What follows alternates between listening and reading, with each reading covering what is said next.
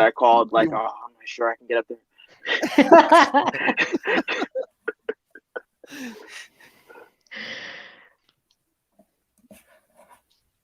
Hello and welcome back to the Lucha Central Weekly Podcast English Edition. This is Miranda Morales and I'm being joined by the dashing one, Dusty Murphy, and the one and only Brendan Barr. We have a very special guest with us at this time. He is one of South America's most decorated luchadors, a former Chile Lucha Libre All-Stars champion and the reigning Líder Wrestling Association LWA Peru International Champion. U.S. audiences may know him from his work at Beyond Wrestling, GCW, TNA, and Evolve. And you can see him on MLW Major League Wrestling on Wednesdays, where he amazes with his high-flying abilities and his tenacity. Please welcome to the Lucha Central Weekly Podcast, the aerial artist, Zenshi. Welcome. Yeah. Woo! First of all, you've done your research, guys. You've done your research. Oh my gosh, that was very well done. Very well done. But hey, I got one bone to pick, Miranda. One bone to pick with you, and I gotta pick it. You can't call me a high flyer. I'm the aerial artist, a cut above the rest. But everything else, you nailed it. Well, you can. I mean, you got both. Top. That's the thing. You had the high flying, and then you got the aerial artist. You know, you have levels. You have niveles. You got all the levels here. You are truly an artiste. And so we are so excited to have you on the podcast. We are a huge fan of your work, and we're just very honored to have you. So thank you for carving out some time for us. Muchas gracias. El artista aéreo es aquí. See, I've been working on my Spanish for too long. My Spanish has been so bad, it's terrible. Now it's just kind of bad. You know what I mean? So I'm working up. That's my gimmick on this show. I'm the one with the bad Spanish on this show. Now we have gimmick infringement. Yeah. Great minds think alike. Yes. Well, we're going to start off. Brendan actually has the first question, so go ahead and take it away. I mean, it's the one I always love to ask. Like, what attracted you to Lucha Libre? And then as a follow-up, what attracted you to Lucha Libre in, shall we say, less traditional countries? Like, everybody thinks Mexico, but you went to other places. Yeah, who the F wrestles in Chile, right? Like who goes to Bolivia? Like who does this? What are you doing? Like everybody's like, all right. So well, I got to go back. Rey Mysterio. Who doesn't love Rey Mysterio? He's the one that made me a believer. Absolutely. I'll tell you. You know, I used to watch the WCW and WWF kind of Monday Night Wars with my brother, but then I was 6 years old. I don't remember a whole lot other than like Sting was my favorite, and I remember Hulk Hogan a little. My brother's favorite was Booker T and Goldberg, but just watching it with my bro, I kind of fell out of it after he stopped watching it. But it was around maybe 12 years old, maybe 11 years old. I was in a pizza parlor waiting for my pizza. It was a Friday night, and of course they had Friday Night SmackDown playing on the TV, and I look up. And, it's taken an exceptionally long time, but I didn't care because this M&M tag team was on the screen and they were just the most outlandish thing I've ever seen. I'm looking around like, is this okay? Like, no one's going to tell me I can't watch this. I'm just like, what is going on? And I'm glued to the screen for many different reasons. And then the next song comes on and this little guy with a mask comes popping out of the floor and he's boom, boom, boom, boom, boom. And I'm like, this guy looks cool. And he jumps into the ring and then this muscle guy comes out and Batista. And I watched that match and I was like, this is so dope. And all those feelings when I was watching them when I was a kid started coming back. And at that time, I was a competitive gymnast, like a very high level competitive gymnast. Awesome. So I, did all the high flying. Like I could do a backflip in my sleep, right? Especially at that time. But I had just kind of quit gymnastics and I needed something to do. And, I had all this energy. So when I saw Rey Mysterio doing backflips on people's heads and spinning people left and sideways, I was like, I can do that. I can do that. And I became a fan. And that's really when I became a hardcore wrestling fan, was that moment. that makes so much sense. Just knowing you could do that and seeing somebody do it is just, yeah. It was a great era for wrestling too. Like you had lots of people doing crazy stuff, and you had that larger than life presentation out of Eminem. I still remember that entrance. That was crazy. Yeah. For sure. I could never miss a Friday Night SmackDown for like 5 years straight. So Right on. how did you get started training, and like who did you train with? So I trained with the WWA 4 wrestling school. Back then it was owned by Total Protection, Mr. Hughes. Good old Total Protection. You know, he stole the Undertaker's urn once. You know, he'll make sure you know that. He'll make sure you know, because, you know. Well, if he's alive to say about it, then we probably should remind everyone. He reminds everyone. He was Chris Jericho's bodyguard for like 2 weeks, you know, so he makes sure you know. But I'm picking on him. But the WWA 4 wrestling school, and it was weird because I'm like, so at 12 years old, became a fan, kind of closet wrestling fan. And, you know, kind of watched it, but didn't have a whole lot of friends in the same space. It was around 16 when I was really like, you know, I want to try this out. Like, what do I have to do? So Googling, and I found this weird wrestling school with a number in it. Like you expect, okay, WWE, NWA, WWA 4, like that doesn't make sense to me. It's this old timey website, like really 1990s Windows 95 looking thing. And I'm like, this is the worst piece of shit website I've ever seen. However, I gotta go. It's 25 minutes away. You can't beat the convenience. You know, so every Thursday, what was cool about the WWA 4 is they had a free show every Thursday for the students. And that's so awesome because if you're a student, you get to practice, you know? Yeah. But it's also free. So, you know, we went to the show and okay, we sit down, we're like, we're in the right place. Like, okay, it's 8:23. Like, if the show starts at 8, okay, there's like 13 people here, all right, including myself and my mom.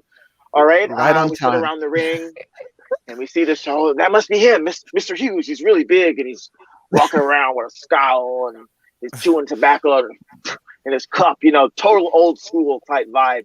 And there's like 5 rings, and 3 of them are broken, and it's in the back of a strip club. Like, this is like the seediest thing you've ever seen, right? You literally got to go through the club wax strip club parking lot to get to the back. And then, you know, in typical Atlanta fashion, the show starts like 35 minutes late. Ding, ding, ding. Okay, the first match. And there was 3 matches, and none of them were particularly good. But I could see that these students were learning, and I was like, I could do it better than them. I could do this. Like, it was my first live wrestling ever, and you know, and I remember getting into the ring, and so here I am, a kid, like, oh man, I could be better than all these wrestlers. The end of the show, you know, I didn't ask for permission to get in the ring. I kind of snuck in the ring. I was a little rebel, and I was like, this mat probably isn't hard, and I threw myself down. And I had the most pain I've ever felt in my entire life. I did all wrong. I threw out my back. It was awful. And I like just barely managed to climb out of the ring before I got caught, right, by Mr. Hughes walking around the corner. And Mom was like, hey, come meet Mr. Hughes. And I'm like, hi, how you doing? Because I'm in so much pain. I'm like, yeah, it's good. And then I had a respect for wrestling at that point. You know, it's like, oh gosh, I got to do this right. If I'm going to train, I got to do this right. So yeah, I got a job, saved my money, and here we are 11 years later. Nice. So cool. Yeah. A lot of people don't come back after that first bump, and you didn't even have somebody so many tell you people how come to do and it. go. I've seen so many people come and go, for sure. Yeah, I still trained at the WA4. I went all 3 days this week and to the school show. You know, I still go. It's different. Really cool. AR Fox owns it. It's a completely different animal now. It's, you know, he trains some of the best wrestlers you've ever seen. Leon Ruff on NXT just signed. Austin Theory, talking about Apollo Crews came in with me, same class. So WA4 is a completely different beast now, and it's so cool to have seen it in the old days, been through the system, and I still come back, help the kids out. You know, it's that's fun. Super cool. It's super cool that anytime somebody gives back to the schools, even if it were still the same environment in the back of a strip club, it's awesome when people are giving new back building to now, that, right? We're down the street. Let's we got our own facility. It's so much better. But Fox is doing a great job with it. Fox is doing great with it. Yeah, I've seen some pictures. All right. So yeah. What was your impetus towards kind of training in America, but then going to South America, going to Peru, going? Yeah, so all that was on accident. Like you don't plan this. Like, right. not that it was.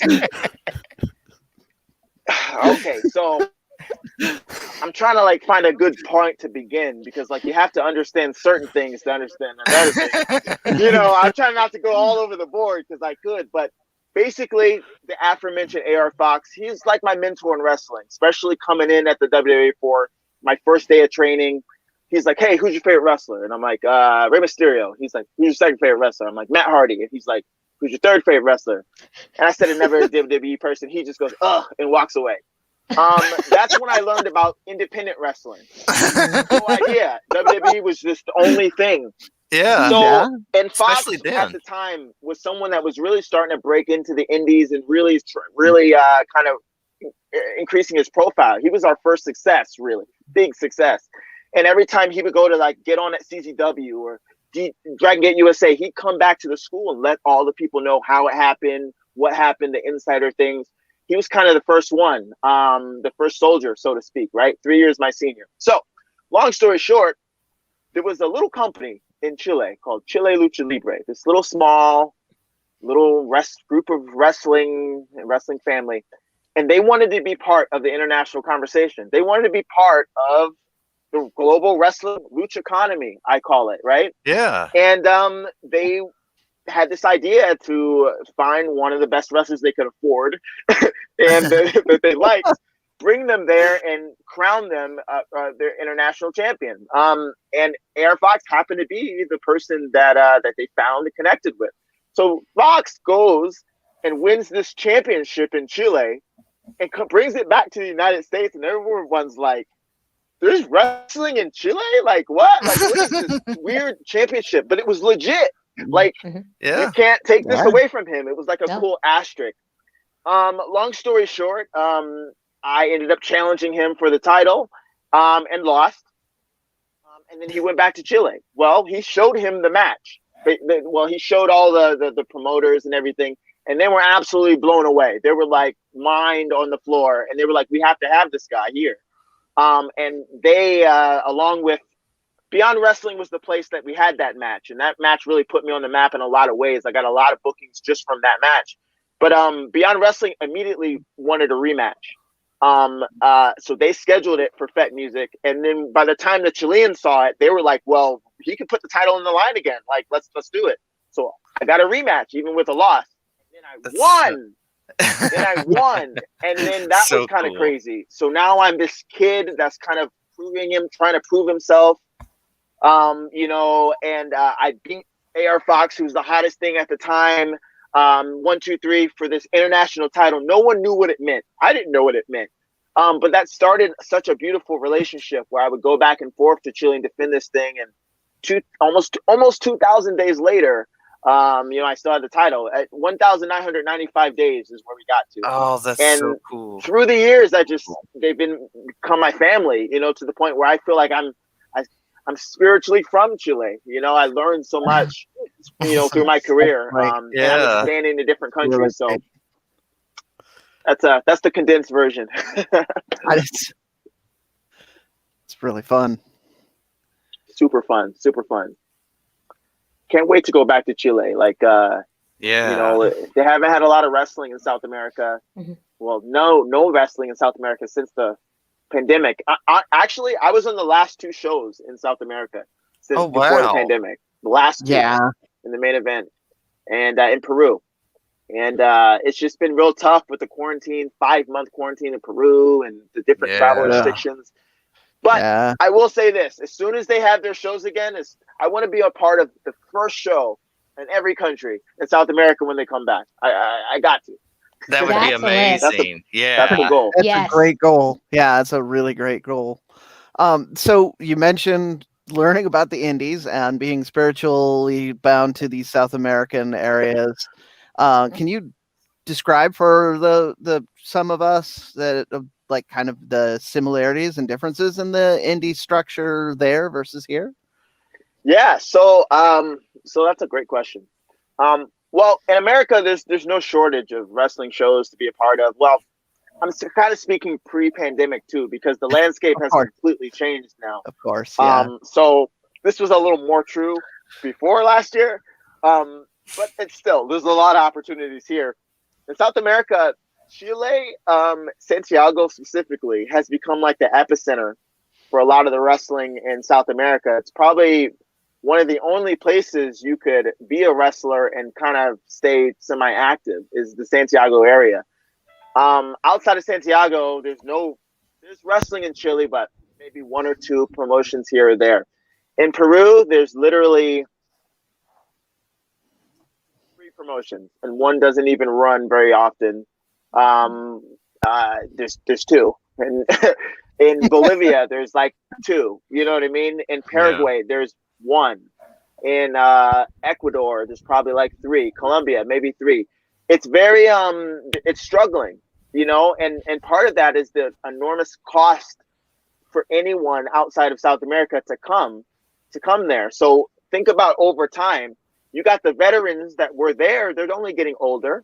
You know, they're doing their best to teach the next generation, but without fresh blood, of course, their ideas are going to get kind of stale. You know, you need if the wrestlers aren't working, if they're not wrestling people better than them, foreigners that can bring them things that they can't know, over time, the wrestling economy kind of struggles, you know, in places like that are kind of far off. And not just South America, like Zimbabwe, I'm sure there's plenty of people that would love to be wrestlers there, but how? You know, it's tough.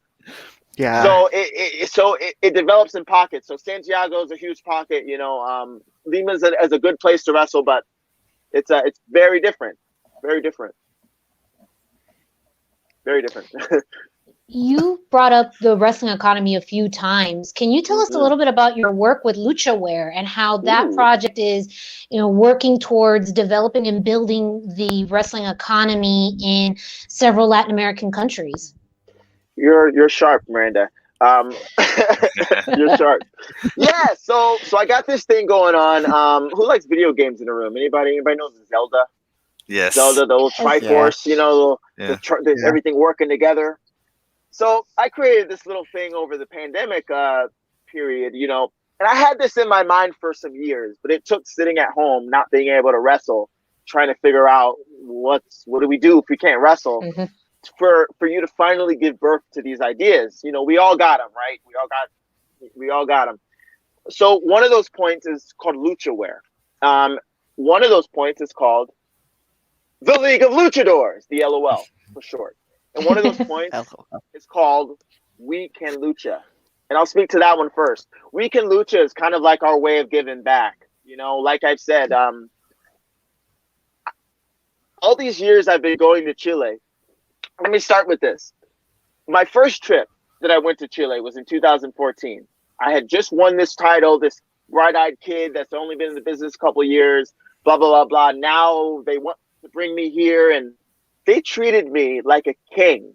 They treated me in a way that I've never been treated on the indies as just a throwaway guy, a number in the locker room. You know, there's so many dirty, deceitful people, promoters, wrestlers.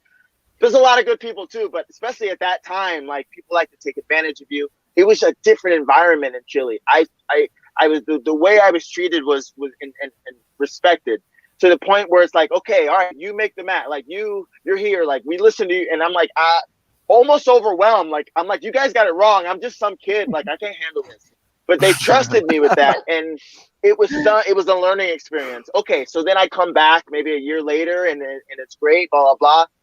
The third trip, as I'm getting to know these people and they're really welcoming me in their homes, I realize these people are taking 2 or 3 jobs. They're using their savings in order to pay for the plane tickets and to pay me and they paid me well, but they paid me my rate, you know, they didn't, because they knew, just to do that, you know? And I was like, wow, like, that's crazy. So how can I, like, I love coming back. I want to come back more often, you know? How can I, like, do this? This is where the fun is. Like, I love international tours. So I was like, I got to come up with a way where I can facilitate this and make this easier. I was also doing seminars down there, like, with the crew and things like that. And they learned a whole lot.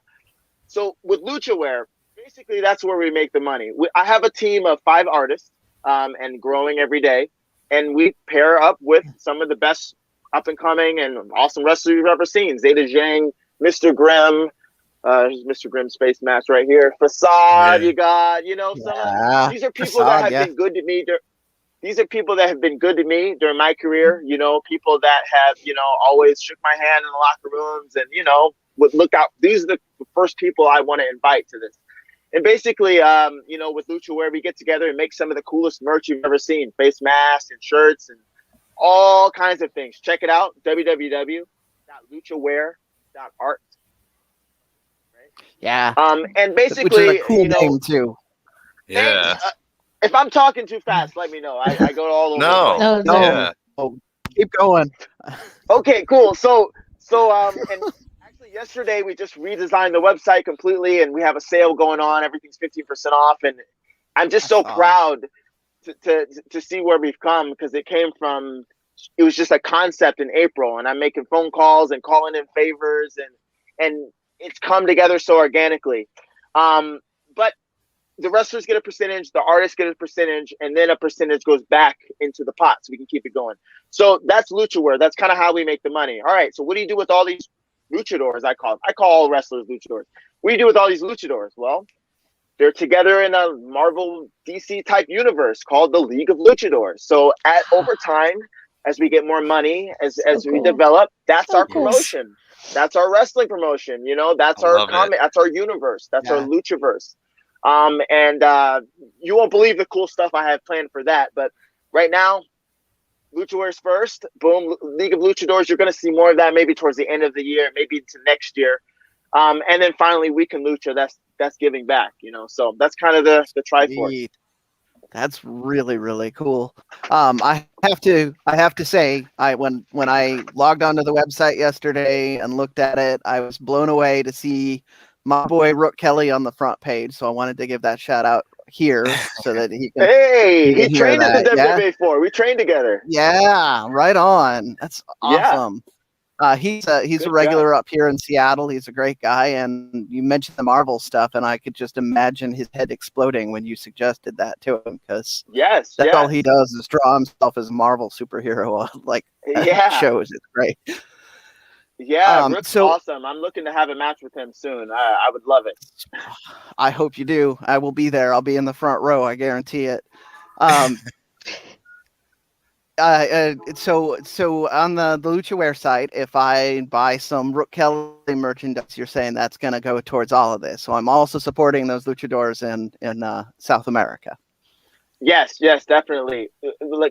Awesome. It was our goal right now is to be on every single show, the first show back in South America. So all the money we're earning towards that is going to that pot for plane tickets and all types of things. Right. And I want to use the League of Luchadors, whoever's available, and bring them down there with me. That's fantastic. Just take this now. You can have that right now. He's done. He's sold. Literally, he's sold on this. So that's fantastic. He's just done. I mean, and we as a trio too. I mean, are always, especially Brendan and Dusty, are huge on the art. Kind of your aesthetic and your mask style, and where that influence came from, and how did you decide on your style as far as your gear and especially your mask? I appreciate it. You cut out a little bit in the beginning. Did you say?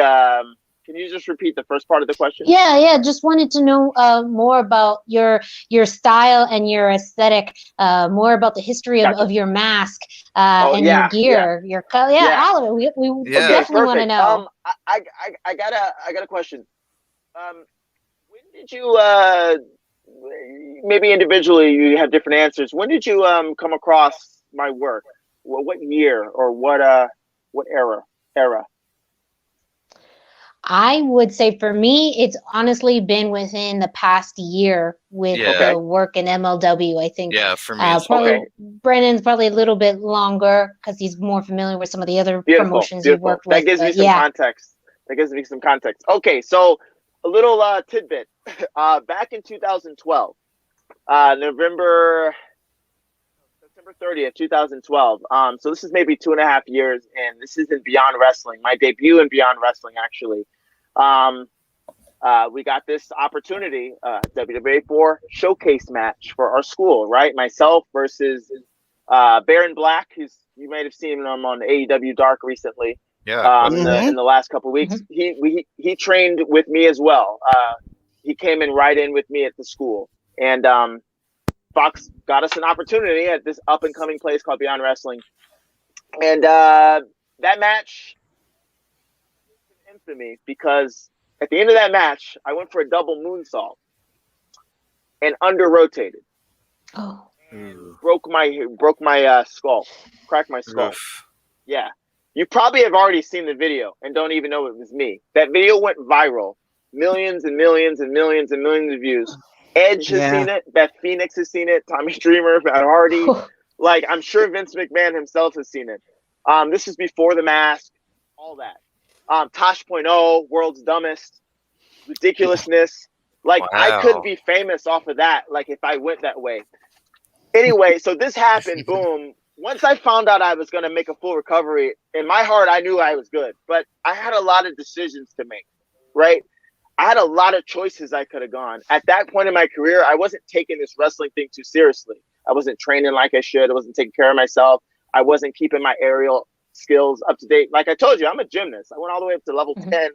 I can do this in my sleep, but maybe I didn't figure at the end of a wrestling match in a different place that I've been traveling all day without sleeping on Red Bull. Like, you know, I'm 21 years old making not great decisions. Making the 21-year-old type choices. Yeah. Yes. Right. So I break my face and I'm like, I could quit wrestling. I could keep wrestling, but tone it down. There's a lot of things. Or I could come back and show you guys that I can be the best high flyer you've ever seen. Because all those comments on it leaked, and if you look on YouTube, you can find it. Type in World's Dumbest Wrestler. That's me. Charade. That was my name back then. And all those comments. There's a lot of good comments, but a lot of like, oh, this guy sucks and laughing, blah, blah. And that could have like destroyed me, but that gave me fuel. So in my mind, I was like, no, you guys just wait. You guys wait. When I recover, boom. It just so happened that the time that I did recover, I got an opportunity with Chikara. Actually, my first match back was at a seminar with Mike Quackenbush, and he was like, he knew who I was. Everyone knew who I was. Now it's like, before I even prove myself to the world, everyone knows I'm that guy that broke my head.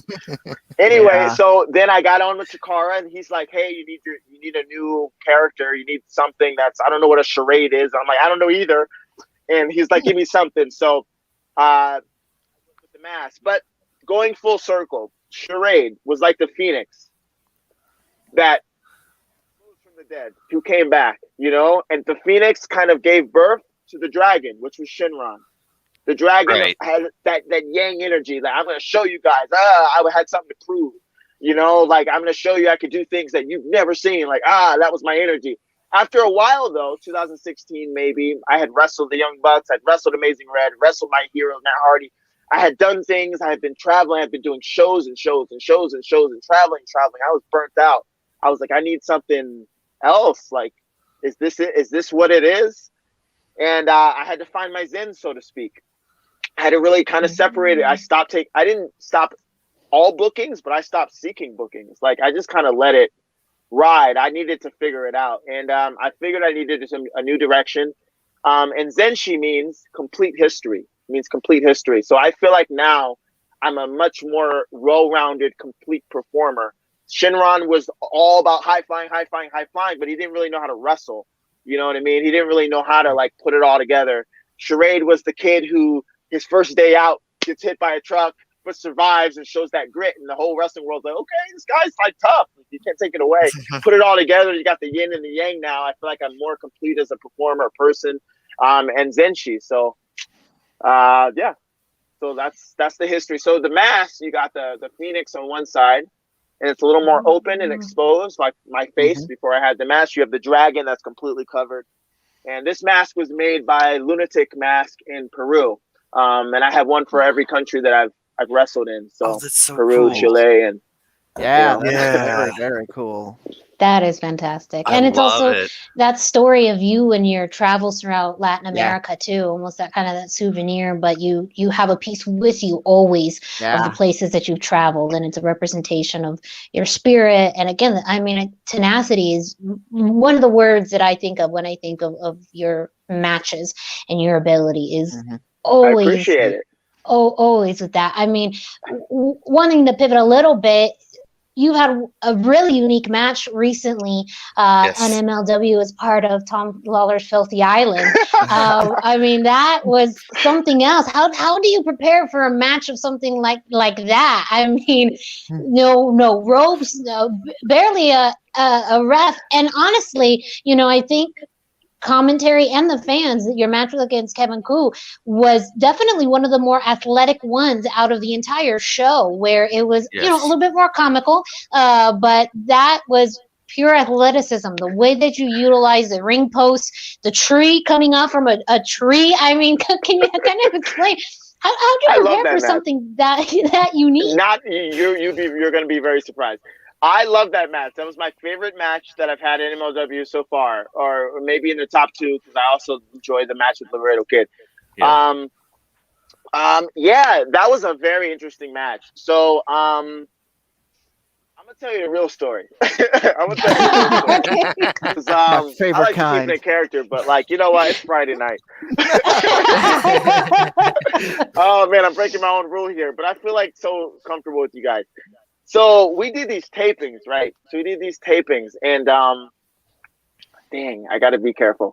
But basically, the day of the show, I'll tell you, the day before the show, I wrestled 4 times. 4 times. Wow. 10 a.m. to about 11 p.m. I was the first one match in the ring, basically, or maybe the third, and the last match. I was a workhorse to the point everybody was like, dang, you're wrestling again? Every time I see you out there. I don't know why, but okay, they worked me. The next day, I only had 1. And I was kind of feeling diva that day, too, because I was like, you know what? I worked so hard yesterday. I'm getting late. I'm strolling in on the last ferry to the place. I'm getting my coffee. Like, I was totally taking my time. I get there. Apparently, they wanted me there earlier because they were like, you got this match? And I'm looking in the ring. I'm like, why does everybody seem like they're in a hurry? There's nobody in the ring. Like, what's going on? They're like, oh, go outside. So I'm like, okay. So I go outside. And they were like, no, keep walking. So I keep walking. And then I notice there's another ring. There's no ropes. I'm like, what the hell's going on? Everybody's outside. And I'm the late one walking in. And they're like, hey, Zenshi, you got a match like now. And I'm like, wait, what? Like, I'm still like whopping the cobwebs out of my eyes. I literally meet my opponent like maybe it couldn't have been longer than 40 minutes before I was in that tree. Like, I walk out there and I see what's going on, and I'm like, I am too sleepy / high for this. But I got together with my opponent, and I guess I'm good at this. I guess I'm a veteran because we pulled that off. We pulled it off. You made it look great. And you made it Kevin Koo, because that kid can go. Yes. And we created Masterpiece, and we had to do it like this. And it came together, and it was what it was. I enjoyed it. It was awesome. It was It really was. Yeah, literally. Fun. So it sounds like you were just in that tree. You're like, so this is what's going to happen. I was just like, okay, well, let's start it with me jumping out of the tree. How about that? I'm not going to give up an opportunity to jump out of a tree. So right? Like, no. Yeah. Perfect start. Yeah. When if opportunity knocks, but it doesn't beg. So the best part is, I was off the rest of the day. So when it's done, and relax.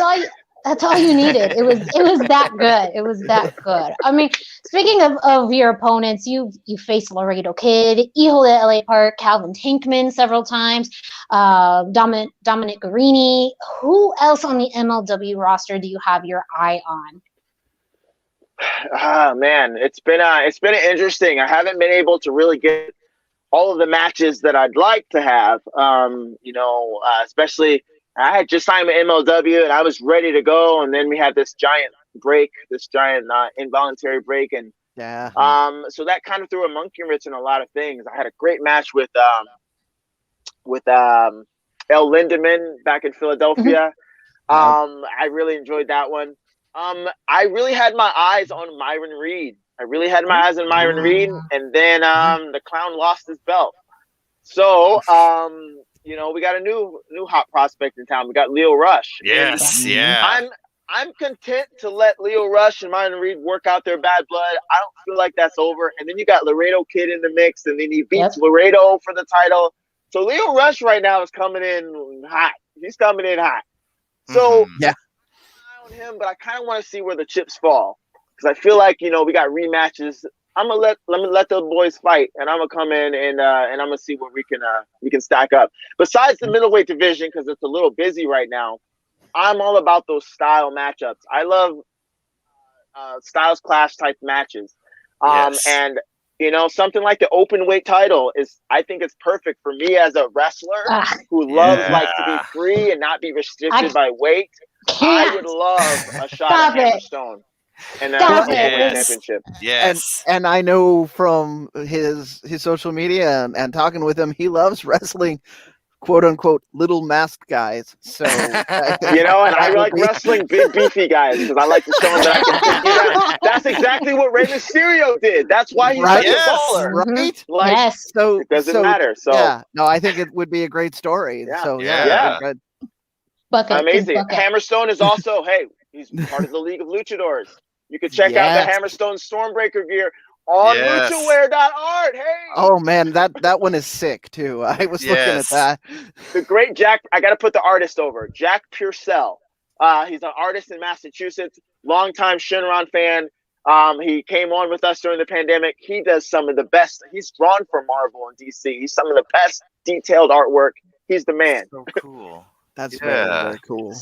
And we got to take it a step above. I mean, you are the aerial artist. So who else in the world of Lucha Libre, of pro wrestling, would be a dream to face? Phoenix. Yeah. Yes. I'm a huge answer. fan of him from Lucha Underground. He's a great guy. We're friends, actually. Every time I see him, he's like, hey, buddy, amigo. Like, it's great. He's such a happy guy. He's just such a happy character. I don't know of another, like, a happier locker room person than Phoenix. So I definitely would like to wrestle him. And obviously Pentagon, he's a little more quiet in the locker room. I'll just say that, a little more reserved.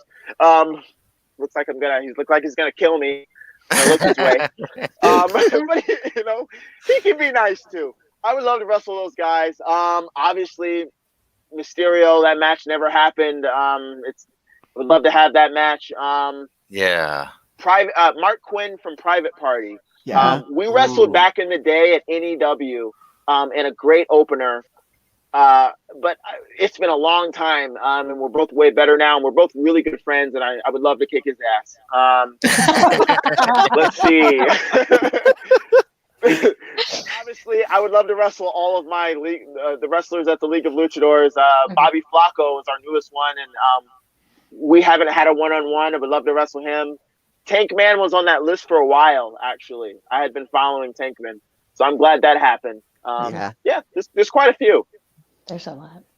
Well, that's a list, but it seems like you got a lot going on, even, during this time with MLW, with LuchaWare, with Liga Luchadors, everything. So we greatly appreciate your time. Thank you so much for being on the Lucha Central Weekly podcast. Can you let our listeners know where they can find you on social media? Any links, anything that you want to let our listeners know? Go ahead. The floor is yours. First of all, I appreciate you having me. This has been a lot of fun. I've got stories for years, so anytime you want to come back, this is cool. This is just one of many, so just clear the schedule sometimes, and we'll bring you back on. It's a different time in wrestling. I've got a lot more time in the gym and training than actually performing. It's just how the cookie crumbles right now, so I'm trying to stay occupied and stay busy. So I would love fans, reach out to me. I'm pretty open. Maybe we can have a conversation or something. Instagram, I'm pretty active on at the Aerial Artist. Facebook at the Aerial or / the Aerial Artist is where you can find me. Most of my energy is with luchaware right now. www.luchaware.art. Adding more wrestlers. Taking care of the artists and scaling up and growing. So that's where you can find me. So I have to ask a question. Dusty and I are both big mask collectors. We're part of a mask collecting group. Is there any chance that you're going to put some of those beautiful masks up on the Luchaware site at some point? You mean Ringworn? No, Ringworn not mask necessarily. That Not too. necessarily. That too, but any of your, because you have makers that make beautiful masks. Every time I see you, you've got a good looking mask. So even if you just get them to put up something. We're working on it. Awesome. My mask maker's in Peru, and I was just in Peru in December and January, but since they changed the rules, they made it a little bit harder for me to get there. So as soon as we can, I would love to get some masks so you can have your own. Yes, that would be keep my eyes amazing. open. Yes. I figured since I know there's people that are going to listen to this that are going to ask me that question and ask me why not. I figured I'd throw it out there now. So sure. Yeah, Luchaware's going to be the place. We're going to be adding things all the time. Yeah. Ladies and gentlemen, there you have it. Again, a big thank you to the aerial artist himself, Zenshi, for joining us here at the Lucha Central Weekly Podcast English edition. We will be back with the rest of this week's show. Stay tuned. Don't forget to go to luchacentral.com, your centralized place for all things Lucha Libre. Thanks, guys. Oh, man, that was so much fun. Thank you. Yeah, that was fun. That was fun. All right. Hit me up for the next time. Yeah. Absolutely. Oh gosh, thank you so much. It's been a pleasure and an honor. So thank you. Cool. All right. Let me know. Send me the links and everything when this is out. Yeah, it should be in about a week